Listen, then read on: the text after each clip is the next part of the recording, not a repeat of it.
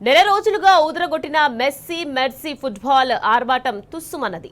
రేవంత్ సర్కార్ బిల్డప్ అంతా బూడిదలో పోసిన పన్నీరుగానే మిగిలింది. Football GOAT Messi India tour Hyderabad అభిమానులను తీవ్రంగా నిరాశపరిచింది. వేలాది రూపాయలు వేచించి మైదానానికి వచ్చిన ఫ్యాన్స్ కనీసం మెస్సీని అర్జెంటీనా జెర్సీలో కూడా చూడలేకపోయారు. పట్టుమని 10 నిమిషాలు కూడా మెస్సీ గ్రౌండ్లో సాకర్ ఆడలేదు.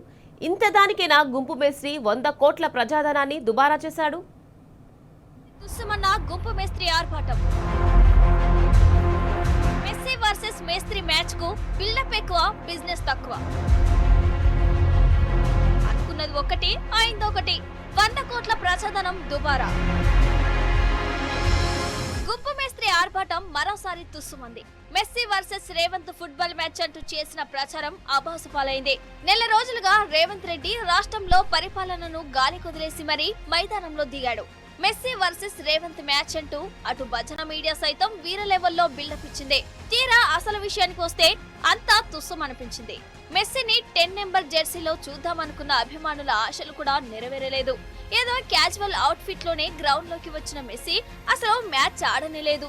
ఓ 10 నిమిషాలైనా సీరియస్ మ్యాచ్ అవుతుందేమో మెస్సీ స్కిల్స్ చూద్దామనుకుని ఫ్యాన్స్ అయితే నిరాశగా వెనుదిరిగారు. మెస్సీతో పాటు మైదానంలోకి వచ్చిన Luis Suarez, De Paul footballs ప్రేక్షకుల గ్యాలరీలకు తన్నడం తప్ప ఇంకేం చేయలేదు. RR team versus Messi team అంటూ క్రియేట్ చేసిన హైప్ అంతా అట్టర్ ఫ్లాప్ అయింది.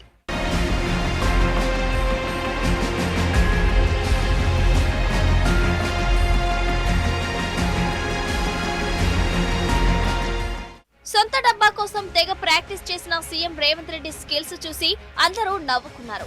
మెస్సీ ఫుట్బాల్ పాసులు ఇస్తుంటే గుంపు మేస్త్రి పాసులన్నీ దశ దిశ లేకుండా వెళ్లాయి. ఒకటి మాత్రమే మెస్సీ దగ్గరకు వెళ్ళింది.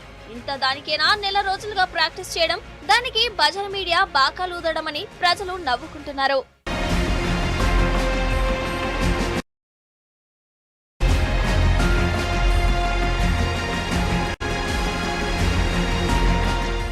సరే, మ్యాచ్ ఆడితే ఆడలేదు, కనీసం పెనాల్టీ షూటౌట్ లోనైనా మెస్సీ పాల్గొంటాడని అందరూ ఎక్స్పెక్ట్ చేశారు.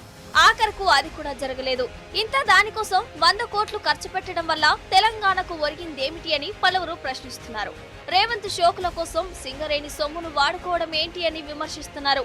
సింగరేణికి వచ్చే ప్రతి పైసా కార్మికులు పుడమి తల్లి గర్భంలోకి వెళ్లి ప్రాణాలను పణంగా పెట్టి సంపాదించేదే. మరి సింగరేణి కార్మికుల కష్టాన్ని ఇలా ఫుట్బాల్ మ్యాచ్ల కోసం తగలేస్తారా అని మండిపడుతున్నారు.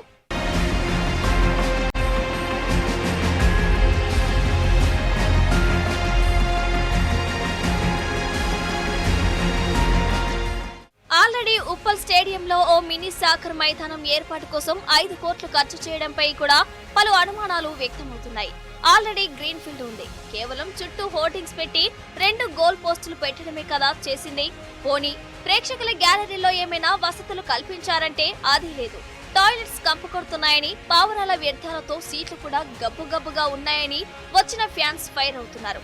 మరి 5 కోట్లు ఏం చేశారో మన ఫుట్బాల్ బిల్డప్ స్టార్ రేవంత్కే తెలియాలి.